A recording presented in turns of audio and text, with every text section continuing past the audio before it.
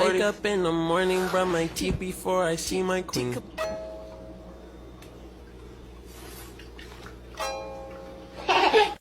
Eu azi în sfârșit m-am împlinit cu somnul și am dormit cât am vrut eu, dar nu m-am trezit și iar m-am pornit la lucru. Dar părinții mei sunt al de bunica și al de bunelul. Și uitați, tată mi-a trimite un video cu bunelul.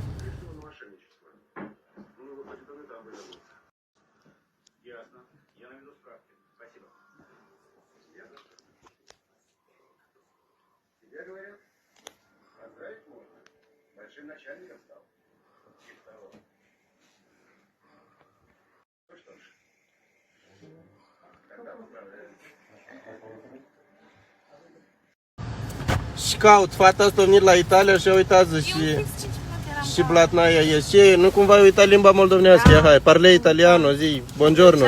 Ciao bambino, da un 5, așa un 5. Nu știu cum la voi e ceață sau nu, dar eu pe aici merg pe bâșbăite. Nu văd nici linia nu se vede nică.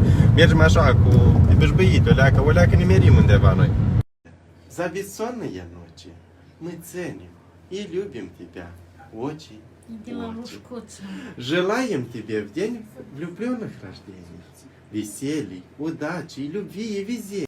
Cei mai buni din lume, deoarece le meriți din plin. Pace.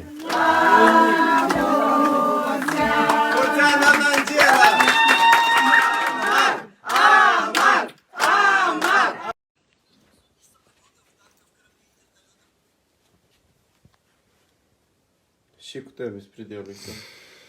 A? Și cu bespределul ăsta? A? O. Neața. Du-te mă de aici, mă, S-a băiatul. trezit dulceața. Porăim! Huiața s-o Acum ceva foarte important, ceea ce ține de lucrul meu și de hobby-ul meu. Voi cu toți ați început să înscrieți pagina mea de Iulian Gaidel, cât costă o surpriză, vin la mama mea, să-i faci lui bunica și așa mai departe. Vă rog eu mult, nu scrieți aici, pentru că stare multe mesaje eu am pe Iulian Gaidel. Referitor la surpriză, la livrări de flori și așa mai departe, eu aștept cu drag mesajele, dar aici, pagina Surprize Moldova.